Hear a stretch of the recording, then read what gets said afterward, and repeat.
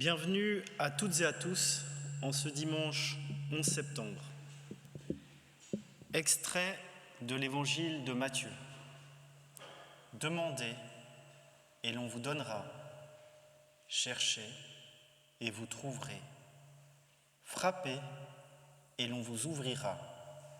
Car quiconque demande reçoit. Celui qui cherche trouve.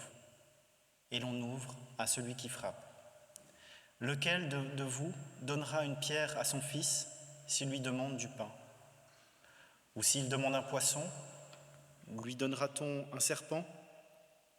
Si donc, méchants comme vous l'êtes, vous savez donner de bonnes choses à vos enfants, à combien plus forte raison votre Père, qui est dans les cieux, donnera-t-il de bonnes choses à ceux qui les lui demandent? Matthieu 7, 7 à 11. Je vous invite à la prière. Au commencement de ce culte, nous nous souvenons que tu es là, au milieu de nous. C'est nous qui ne sommes pas là. Nous nous souvenons qu'en Jésus-Christ, tu as tout donné. C'est nous qui ne t'avons pas cherché. Nous nous souvenons que dans l'Évangile, tu as ouvert toutes les portes. C'est nous qui ne sommes pas entrés. Ce matin, tu es vivant au milieu de nous. Accorde-nous le privilège de te chercher. Accorde-nous le courage d'entrer. Accorde-nous la grâce d'être là. Amen. Et nous allons chanter ensemble à la page 252, le cantique 21, 19, donc à la page 252, « Seigneur, nous arrivons ».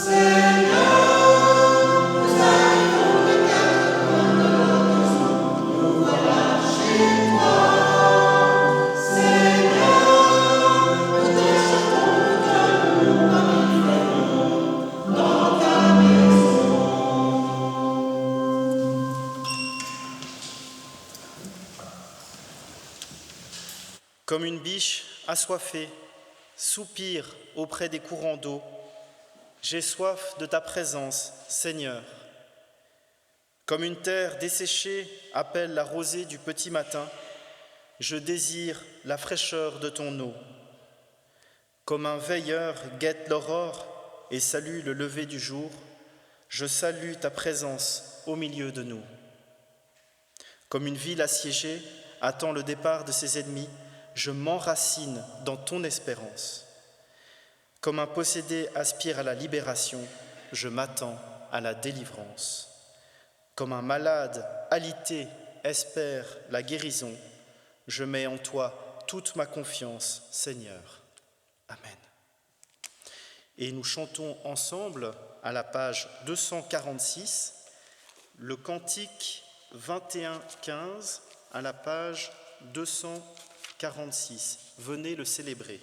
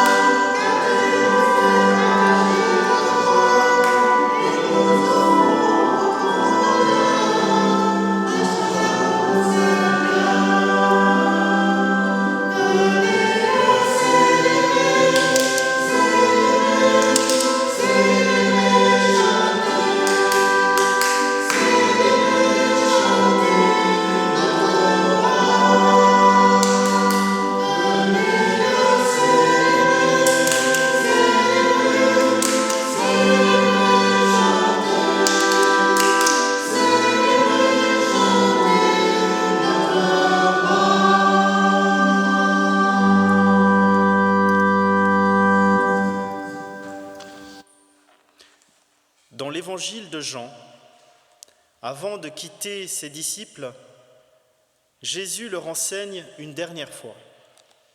« Je vous donne un commandement nouveau. Aimez-vous les uns les autres, comme je vous ai aimés. Aimez-vous les uns les autres. » Dans les Épîtres, les auteurs du Nouveau Testament se sont attachés à nous expliquer le sens de ce commandement. Dans l'Épître aux Romains, ne nous jugeons plus les uns les autres. Aux Corinthiens, ayez soin les uns des autres. Aux Galates, portez les fardeaux les uns des autres. Aux Éphésiens, soumettez-vous les uns aux autres. Aux Philippiens, dans l'humilité, estimez les autres supérieurs à vous-même. Aux Colossiens, supportez-vous les uns les autres. Aux Thessaloniciens, réconfortez-vous les uns les autres. Enfin, dans l'Épître de Jacques, confessez vos péchés les uns aux autres et priez les uns pour les autres. Les auteurs qui ont écrit ces lettres, n'oubliez pas la promesse attachée au commandement du Christ. Si vous vous aimez les uns les autres, alors tous sauront que vous êtes mes disciples. Prions ensemble. Seigneur Dieu, nous voulons te dire notre peur et notre angoisse devant le mal et la souffrance du monde. Te dire aussi notre honte et notre confusion, parce que nos propres fautes prolongent et augmentent cette souffrance. Pardonne-nous, Seigneur, d'agir si naturellement comme des égoïstes et de ne pas aimer notre prochain avec l'ardeur, le respect et l'attention qu'avait Jésus. Pardonne-nous de t'aimer si mal, d'attendre toujours tes services au lieu d'être à ton service. Pardonne-nous d'oublier que notre vrai bonheur est de t'aimer et de te suivre. Accorde-nous ton pardon, qu'il soit notre paix, notre joie et notre force. Nous te le demandons au nom de Jésus-Christ. Amen. Quand les montagnes s'éloigneraient, quand les collines chancelleraient, mon amour pour toi ne s'éloignera pas de toi, et mon alliance de paix ne sera pas ébranlée. Je t'aime d'un amour éternel, dit le Seigneur, qui a compassion de toi. Ésaïe 54, 10. Nous nous levons pour chanter ensemble à la page 706, le cantique 45, 21, à la page 706, « Trouver dans ma vie ta présence ».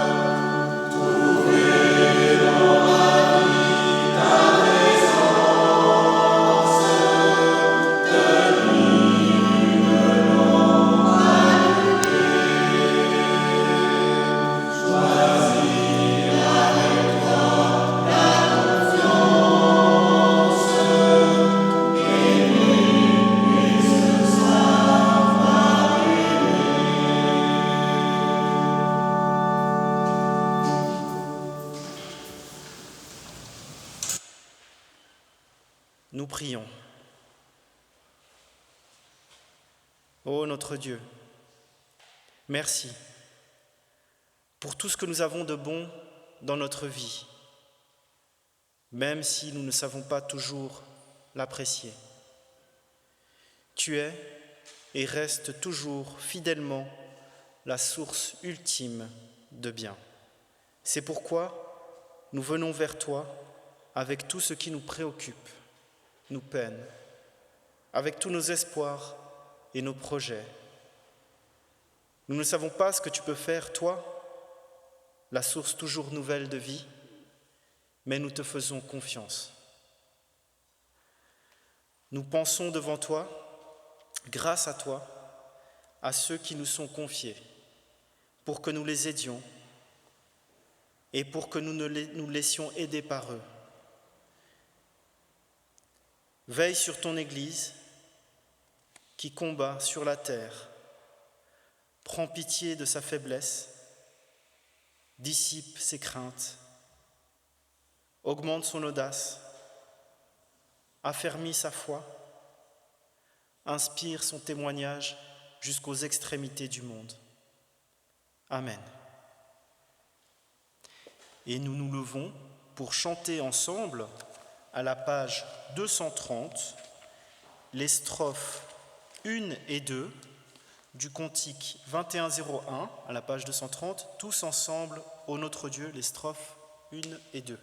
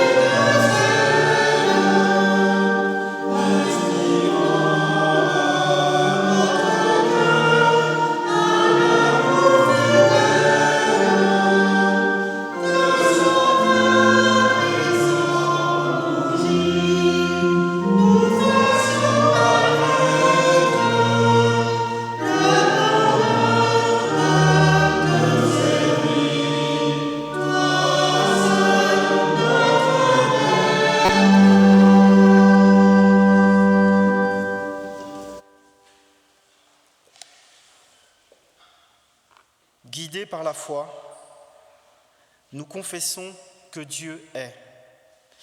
Il est au-delà de tout discours, de toute parole et de toute pensée. Il est si loin, hors de tout temps, de tout lieu, de toute représentation où l'on voudrait l'enfermer. Il est si proche également, car lui nous connaît et nous aime d'un amour inconditionnel, malgré la faiblesse de notre amour pour lui. En Jésus-Christ, il s'est révélé à nous par sa parole et par ses enseignements. Il nous enjoint à édifier un royaume hors de la haine, du fatalisme et de la peur qui gouvernent si souvent les rapports humains. Nous n'avons pas vu les infirmes se lever, les aveugles voir et les lépreux guérir au temps où notre frère et notre Sauveur marchaient dans la poussière de Judée. Mais nul besoin de voir, car notre Dieu renouvelle ses grâces, et sans cesse, il nous relève de notre paralysie. Il ôte de nos yeux le voile de l'inquiétude. Il guérit notre âme de toutes ses afflictions. Et chacun sait ce qu'il fait pour soi. Ce qu'il fait pour soi, il le fait pour beaucoup. Nous croyons qu'il nous appelle à la liberté pour que nous renversions les idoles qui nous asservissent, l'orgueil, le désir des richesses, la volonté de puissance, contre l'esclavage de l'égoïsme enraciné dans la nature humaine. Il nous appelle à dépasser cette nature, à chasser nos instincts les plus primaires pour grandir dans l'espérance insensée d'une foi fragile, toujours menacée, mais qui nous fait marcher à la recherche du bien et nous interdit de nous asseoir au bord du chemin pour jouir de la fausse tranquillité de la bonne conscience. Nous croyons en Dieu et nous lui rendons grâce pour tout ce qu'il est et pour tout ce qu'il fait, sans en connaître autre chose qu'une infime partie. À lui seul sont le règne, la puissance et la grâce au siècle des siècles. Amen. Et nous chantons ensemble à la page 278 le cantique 23:11 à la page 278. Je crois en toi, mon Sauveur ressuscité.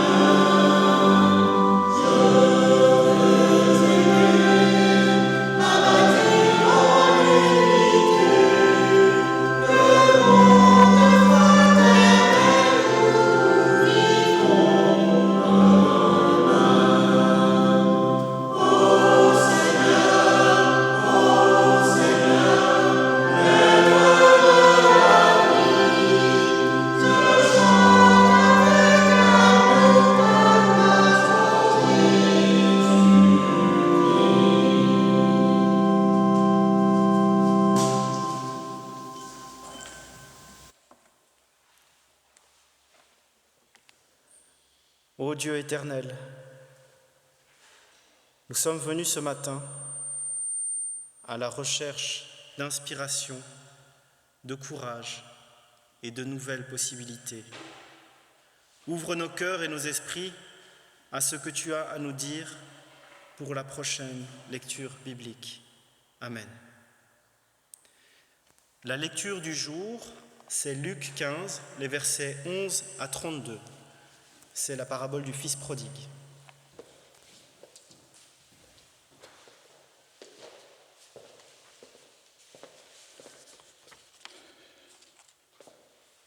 Évangile de Luc, chapitre 15, les versets 11 à 32. Il dit encore, un homme avait 2 fils. Le plus jeune dit à son père, « Mon père, donne-moi la part qui doit me revenir. » Et le père leur partagea son bien. Peu de jours après, le plus jeune fils, ayant tout ramassé, partit dans un pays éloigné, où il dissipa son bien en vivant dans la débauche. Lorsqu'il eut tout dépensé, une grande famine survint dans ce pays, et il commença à se trouver dans le besoin. Il alla se mettre au service d'un des habitants du pays qui l'envoya dans ses champs garder ses pourceaux. Il aurait bien voulu se rassasier des carouches que mangeaient les pourceaux, mais personne ne lui en donnait. Étant entré en lui-même, il se dit « Combien de mercenaires chez mon père ont du pain en abondance, et moi, ici, je meurs de faim. Je me lèverai, j'irai vers mon père et je lui dirai « Mon père, j'ai péché contre le ciel et contre toi. Je ne suis plus digne d'être appelé ton fils. Traite-moi comme l'un de tes mercenaires. » Et il se leva et alla vers son père. Comme il était encore loin, son père le vit et fut ému de compassion. Il courut se jeter à son cou et le baisa. Le fils lui dit, « Mon père, j'ai péché contre le ciel et contre toi. Je ne suis plus digne d'être appelé ton fils. » Mais le père dit à ses serviteurs, « Apportez vite la plus belle robe et l'en revêtez. Mettez-lui un anneau au doigt et des souliers aux pieds. Amenez le veau gras et tuez-le. Mangeons et réjouissons-nous, car mon fils que voici était mort et il est revenu à la vie. Il était perdu et il est retrouvé. » Et ils commencèrent à se réjouir. Or, le fils aîné était dans les champs.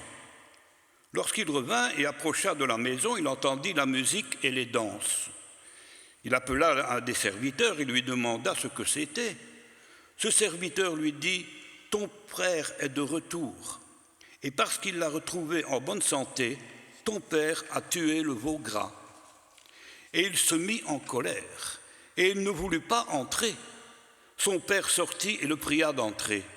Mais il répondit à son père, « Voici, il y a tant d'années que je te sers, sans jamais avoir transgressé tes ordres, et jamais tu ne m'as donné un chevreau pour que je me réjouisse avec mes amis. Et quand ton fils est arrivé, celui qui a mangé ton bien avec des prostituées, c'est pour lui que tu as tué le veau gras. » « Mon enfant, lui dit le père, tu es toujours avec moi, et tout ce que j'ai est à toi. Mais il fallait bien s'égayer et se réjouir, parce que ton frère que voici était mort, et qu'il est revenu à la vie, parce qu'il était perdu, et qu'il est retrouvé. »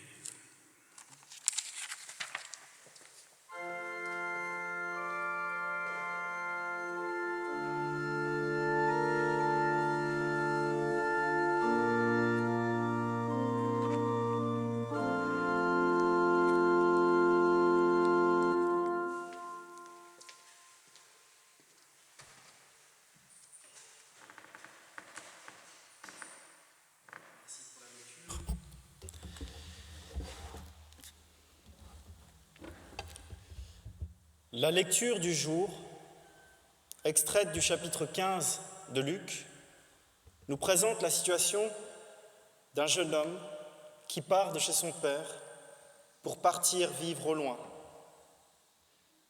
Il finance son train de vie avec une avance sur héritage. Hélas, au bout d'un certain temps, il a dépensé tout son bien et se voit obligé de travailler comme gardien de cochon pour subvenir à ses besoins. Gardien de cochon, ce n'est pas un métier très prestigieux pour les Juifs. C'est travailler avec ce qui est impur. C'est une déchéance totale. C'est dans la douleur de sa nouvelle condition que surgit, dans le cœur de l'enfant prodigue, un faible sentiment de la bonté paternelle, et cela suffit pour le mettre en chemin. Il pense que son père sera assez bon, quoiqu'il ait offensé par sa conduite, pour l'accepter comme mercenaire, c'est-à-dire comme employé. Il comprend bien qu'il a perdu tout droit au titre de fils. Il se rend alors compte qu'il serait mieux traité en travaillant comme employé dans la maison familiale. Plein de honte et de regrets, il se met en route vers chez lui, en espérant qu'il ne sera pas éconduit. Le fils prodigue reconnaît son erreur et se condamne lui-même en renonçant à toute prétention à la filialité. Des trois choses que le prodigue se propose de dire à son père, les deux premières sont bonnes et absolument nécessaires chez toute personne qui s'approche de Dieu. La confession.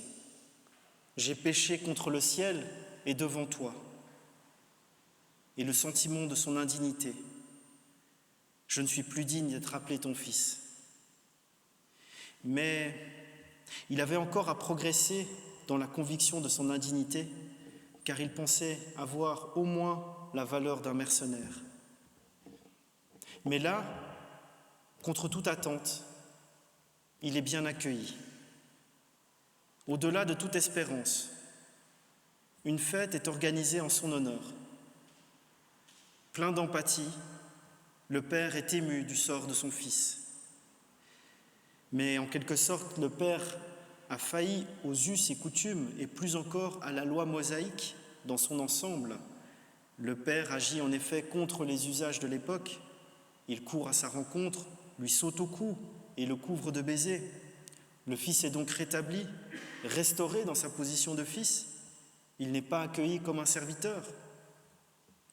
Malgré son repentir et la bonté sur laquelle il comptait, le prodigue pouvait se demander tout le long du chemin de quelle manière il serait reçu. Il ne se doutait pas que son retour répondait aux pensées paternelles. L'amour avait fait sortir le père de la maison pour regarder au loin, dans la direction du chemin pris par le fils égaré. Le père dit à ses serviteurs « Apportez dehors la plus belle robe et l'en revêtez, et mettez un anneau à sa main et des sandales à ses pieds, et amenez le veau gras, et tuez-le, et mangeons, et faisons bonne chère, car mon fils que voici était mort, et il est revenu à la vie. Il était perdu, et il est retrouvé. » La misérable histoire du fils prodigue est passée, ensevelie dans les profondeurs de l'amour du Père. On va lui enlever ses haillons, dernier témoin de son triste passé. Pour les auditeurs contemporains de Jésus, ce récit est choquant. Il s'agit d'une fête inconvenante qui ne rend pas justice aux actes du fils prodigue, qui ne rend pas justice au comportement indigne du rejeton. Mais dans la perspective de Jésus, c'est une issue conforme à la capacité du Père de tenir compte non pas des actes passés de son Fils, mais plutôt de son repentir et de son retour. La stricte logique rétributive invitait le Père à accueillir le cadet selon le jugement de la loi porté sur ses actes. Le Père n'en tient pas compte ici. Le Père invalide toute condamnation. Revêtu de la plus belle robe, celle de fils, l'anneau au doigt, les sandales aux pieds, le fils est introduit dans la maison. Dans une joie sans pareille, on mange un veau gras, tous se réjouissent. Ils se mirent à faire bonne chère. Ici encore, quoique le fils prenne part à la fête, ce n'est pas de sa joie dont il est question, mais plutôt de celle du Père, parce qu'il a retrouvé le fils qui était mort. Le père qui seul appréciait la perte de son fils, se réjouit dans son amour lorsqu'il revient à lui. Tout en communiquant quelque chose de cette joie à toute sa maison, ils se mirent à faire bonne chère. Une scène pareille encourage le pécheur repentant à revenir à Dieu malgré le poids de culpabilité qui peut peser sur lui. Il n'a pas à redouter un accueil sévère, ni des reproches qui seraient pourtant justifiés. Non. Dieu le renseigne par cette parabole pour lui faire connaître les dispositions du cœur divin envers lui. Cette parabole nous montre que Dieu ne considère que l'amour pour recevoir le pécheur, si celui-ci revient à lui en reconnaissant sa culpabilité et son indignité. Quelqu'un restait en dehors de la scène merveilleuse, le fils aîné. Le fils aîné qui s'indigne, quelque part avec raison, de la conduite de son frère, mais sans avoir compris les pensées de grâce et d'amour du Père. Or, son fils était au champ, et comme il revenait et qu'il approchait de la maison, il entendit la mélodie et les danses, et ayant appelé l'un des serviteurs, il demanda ce que c'était. Et il lui dit : « Ton frère est venu, et ton père a tué le veau gras, parce qu'il l'a recouvré sain et sauf. » Et il se mit en colère et ne voulait pas entrer. Le fils aîné était jaloux. Lui est resté. Il a travaillé chez son père pour faire fructifier la maison familiale. Et on fait la fête pour son frère qui a vécu de manière insouciante pendant tout ce temps. La colère du fils aîné, on peut la comprendre. C'est un profond sentiment d'injustice. Lorsque Jésus prononce cette parabole, il s'adresse à des pharisiens. Quelque part, ce fils aîné est représentatif de ceux qui murmurent en voyant Jésus recevoir les pécheurs venus à lui pour l'entendre. Satisfaits d'eux-mêmes, de leur bonne conduite, de leurs pratiques religieuses, ils ne comprennent pas la grâce qui pardonne à ceux qu'ils appellent les pécheurs, et encore moins la joie que Dieu éprouve à les recevoir. Aujourd'hui encore, on peut quelquefois entendre des gens qui, après avoir lu le récit de conversion d'un criminel, on les entend dire « Si c'est pour être avec de telles personnes qu'il faut aller au ciel, cela n'en vaut pas la peine. » C'est oublier qu'entrer au ciel, c'est être l'objet de la grâce de Dieu. Le Père explique alors à son Fils que ce qu'il fête, c'est le retour d'un enfant qui était perdu. Hélas, en vain aussi le Père pria le fils aîné de participer au festin. Celui-ci lui répondit : « Voici tant d'années que je te sers, et jamais je n'ai transgressé ton commandement. Et tu ne m'as jamais donné un chevreau pour faire bonne chère avec mes amis. Mais quand celui-ci, ton fils qui a mangé ton bien avec des prostituées, est venu, tu as tué pour lui le veau gras. » Le fils aîné pense que son père ne l'a jamais récompensé, tandis qu'il tue le veau gras pour le prodigue.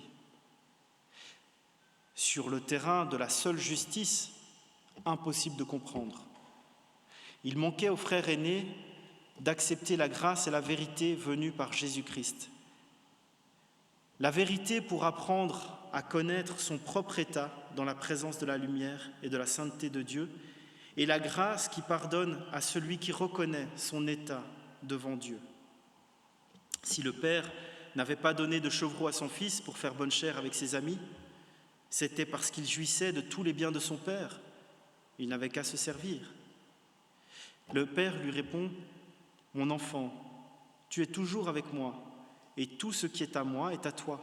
Mais il fallait faire bonne chère et se réjouir, car celui-ci, ton frère, était mort, et il est revenu à la vie. Il était perdu, et il est retrouvé. » Le Père ne met pas ici en question la fidélité du fils aîné, ni même ses droits de possession sur ses biens. Mais son cœur débordait de la joie d'avoir retrouvé son fils perdu. Il agissait envers lui selon son amour. Il aurait voulu que son aîné partage cette joie, mais la jalousie de ce dernier l'en empêchait. L'homme est souvent convaincu que son sort dépend étroitement de ses propres choix et de ses propres actes. L'évangile de Luc nous rappelle que la condition de l'homme dépend de Dieu. Ici, dans le texte, le fils prodigue retrouve sa condition de fils non pas par ses propres mérites, par le mérite de ses actes ou de ses choix, mais simplement parce que son père a statué avec empathie sur ses choix. Cette parabole nous donne à prendre conscience que nous pouvons choisir le regard que nous portons sur les événements. Le regard austère et dur que revendique l'aîné cherche une logique de cause à effet entre les actes et les situations de l'existence. Le texte nous propose ici de poser un nouveau regard sur les événements. Le nouveau regard du Père se réjouit lorsque des actes conduisent à un retour sur soi, à une introspection, à une prise de conscience. Les frasques du fils cadet ont eu ceci de positif qu'il s'est orienté vers sa propre renaissance. C'est en quelque sorte parce qu'il a fait des faux pas qu'il a pu changer d'attitude et se repentir. Amen.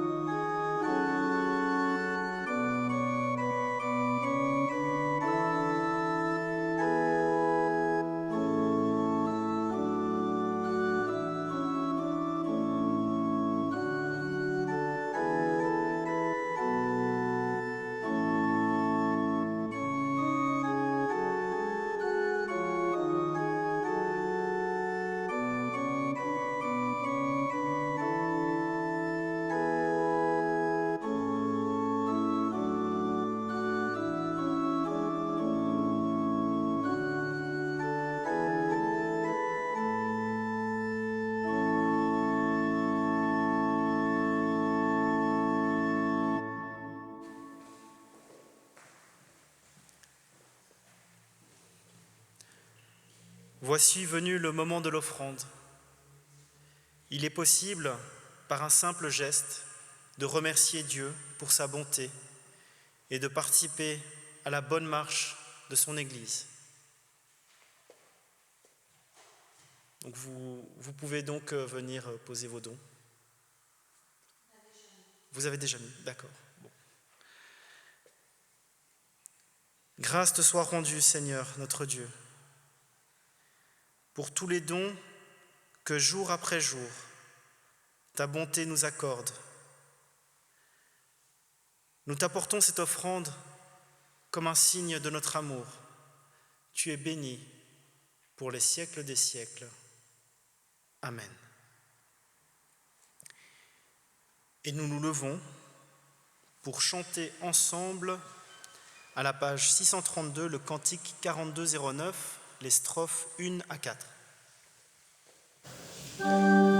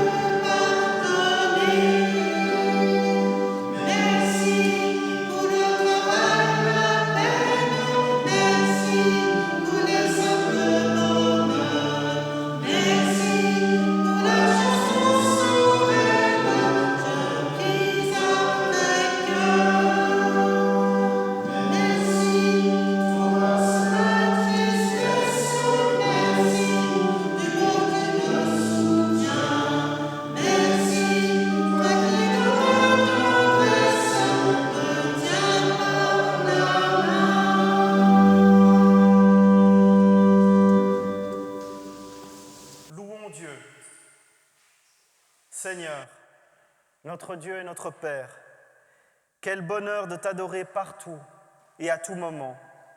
Quelle joie de te dire merci pour Jésus-Christ, ton Fils.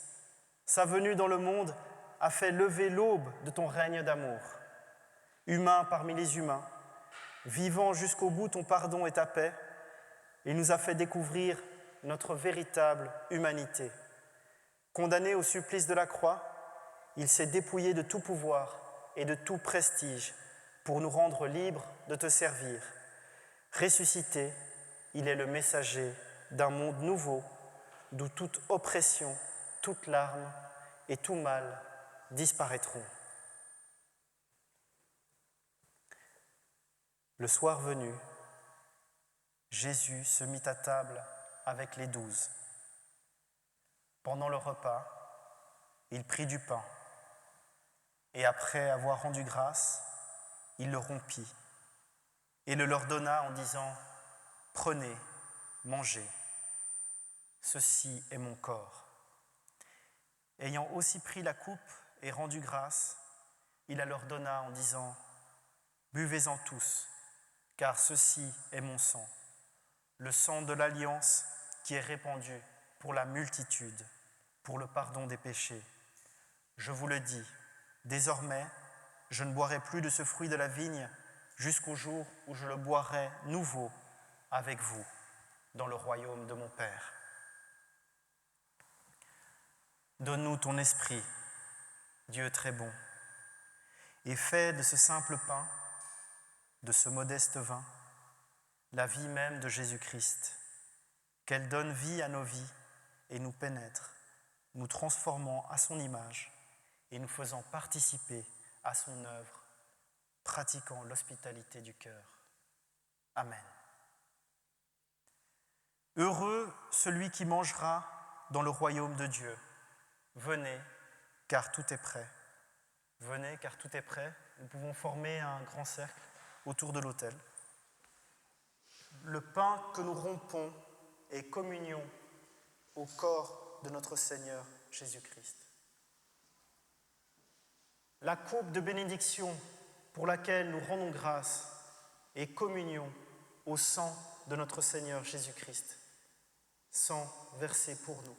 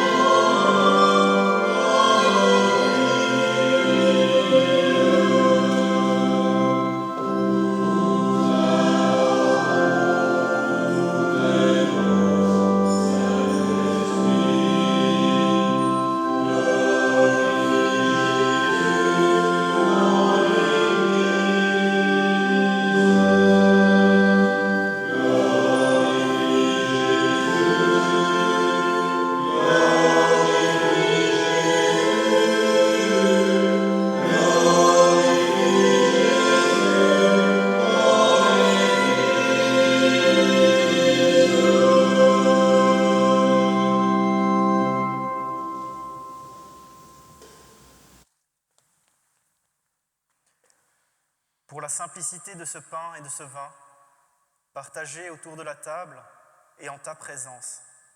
Béni sois-tu, Dieu notre Père, pour la proximité de ta présence en Jésus, ton Fils, notre Sauveur. Béni sois-tu, Seigneur. Fortifié par ce repas, rends-nous porteurs de justice, de paix et d'amour, pour que nous préparions ton retour. Et comme Jésus l'a enseigné à ses disciples, nous te disons, notre Père qui es aux cieux, que ton nom soit sanctifié, que ton règne vienne, que ta volonté soit faite sur la terre comme au ciel. Donne-nous aujourd'hui notre pain de ce jour. Pardonne-nous nos offenses, comme nous pardonnons aussi à ceux qui nous ont offensés. Ne nous laisse pas dans la tentation, mais délivre-nous du mal, car c'est à toi qu'appartiennent le règne, la puissance et la gloire, au siècle des siècles. Amen. Et nous pouvons chanter ensemble le cantique 36 à la page 60, les strophes 1 et 2.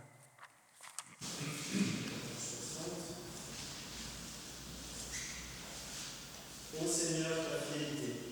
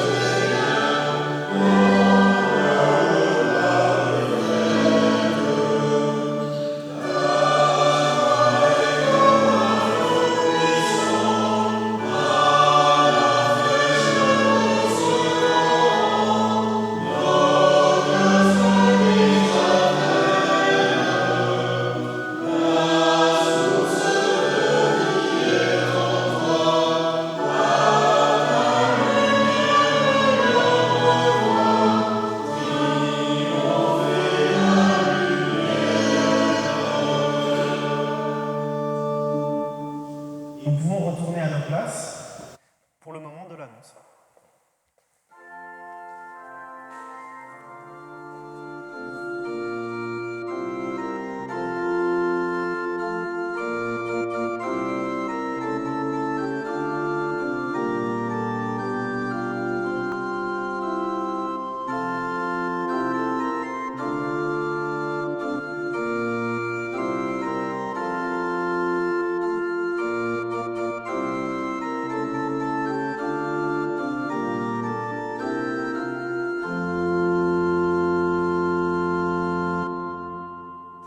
Je voudrais d'abord remercier Karl André de nous avoir conduits dans ce culte et merci pour ta prédication, en espérant te réentendre encore.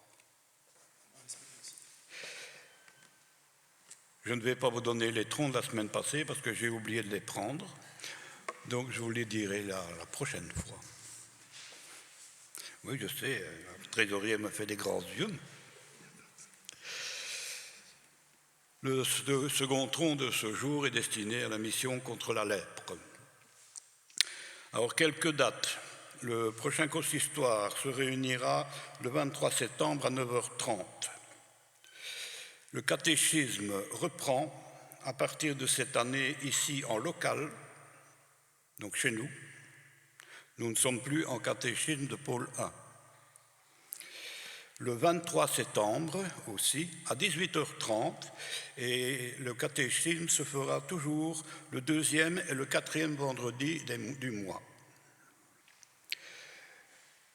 La prochaine étude biblique n'aura pas lieu, ce sera un ciné-débat. Le ciné-débat consacré à Zwingli, le 2 octobre à 14h30 dans la salle annexe. Je ne sais pas si on organise un repas après le culte ou une petite restauration. Là, je crois qu'on en reparlera la prochaine fois pour organiser ça auprès de Martine. La prochaine réunion de prière œcuménique se tiendra le 16 septembre à 14h. Et je crois que la seconde, c'était tout début octobre, le 2, je crois. Mais ça, on le rappellera. Le 25 septembre, après notre culte d'action de grâce, nous aurons aussi l'ouverture de l'exposition Histoire de la paroisse de Carnion, qui sera visible selon des arrangements qui vous seront communiqués. Elle sera visible du 25 septembre au 27 novembre. Donc pendant 2 mois, l'exposition sera installée. Il y aura bien sûr des visites sur rendez-vous ou des journées ou des demi-journées de présence ou de soirée. On organisera ça, le consistoire va organiser tout ça. Notre petite annonce, avant d'en venir la semaine prochaine, notre petite annonce de nos frères de Grand Ouam qui organisent un montage audiovisuel sur un voyage en Israël. Il y a une affiche là-bas dans le fond du temple. Ça se passe le samedi 8 octobre à 18h. Donc on a encore le temps d'y penser. Samedi 8 octobre à 18h, mais on le rappellera dans les prochaines annonces dans 15 jours. Et la semaine prochaine, c'est la journée régionale du district, plutôt le week-end régional du district, qui commence le samedi, le samedi 17, vers 18h, il y aura une animation de louanges organisée par M. Yann Gabel. C'est un ancien de SPJ, ancien animateur principal de SPJ, qui se consacre maintenant au pastorat. Le lendemain, 18 septembre, dès 9h, c'est un accueil, la journée commence, il y aura un accueil dès 9h avec un petit déjeuner, n'est-ce pas? Et ensuite, il y aura un culte. Et après le culte, commencera une journée intergénérationnelle. Pour les détails, je vous renvoie aux affiches qui sont dans la salle. Là, vous aurez plus de détails pour ce qui est l'organisation des déjeuners, l'organisation de la journée. On demande aussi des bénévoles. Hein. Donc, je vous renvoie dans la salle, parce que si je vous dis tout maintenant, on en a pour une demi-heure. Hein. Donc, alors non, je vous renvoie dans la salle. Et je crois qu'au niveau des annonces, je crois que j'ai pratiquement tout dit. Non, pas encore. Tu vois, il y a toujours quelque chose de chez Martine. Hein. Ah. Allez. Alors, il y a 2 annonces. Notre paroisse sœur de pâturage organise cet après-midi à 16h une conférence par Laurence Druet. Et le 25 septembre, c'est notre paroisse sœur de Boussubois qui organise sa fête de paroisse. Donc là aussi, il y a des affiches qui sont dans la salle pour tout renseignement pratique ou vous vous adressez à un des membres du consistoire. 3e et dernière annonce, c'est qu'hier nous avons eu notre assemblée de district à Grand Ouam et il y a 2 candidats qui ont été élus. Annie Urbain a été élue comme déléguée du district à l'Assemblée synodale en tant que suppléante. Et notre frère Pierre Bouillon a été élu comme délégué de l'Assemblée délégué du district au Conseil synodal en tant que suppléant également. Et puis, il y a eu évidemment quelques débats, mais je pense que c'est la première fois depuis très longtemps, l'Assemblée s'est terminée à 11h15. Donc c'est à noter, je crois que ça n'est jamais arrivé. Mais parce que voilà, tout s'est bien préfet, il n'y a pas eu de soucis, il y a eu une bonne entente et beaucoup de bonnes nouvelles. Merci.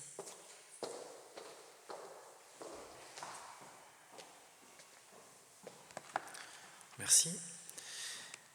Nous nous levons pour l'exhortation et bénédiction.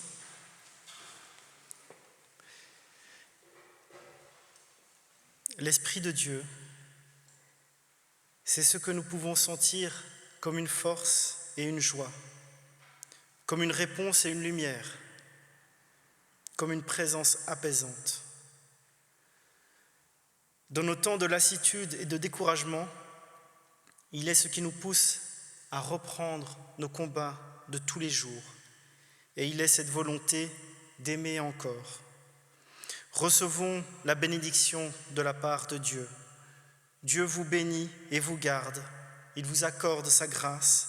Il tourne sa face vers vous et vous donne la paix. Qu'il vous remplisse de tout son souffle. Amen.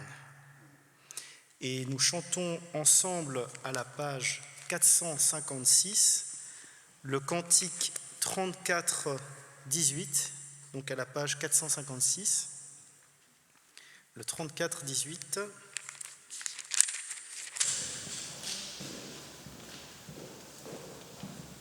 À toi la gloire.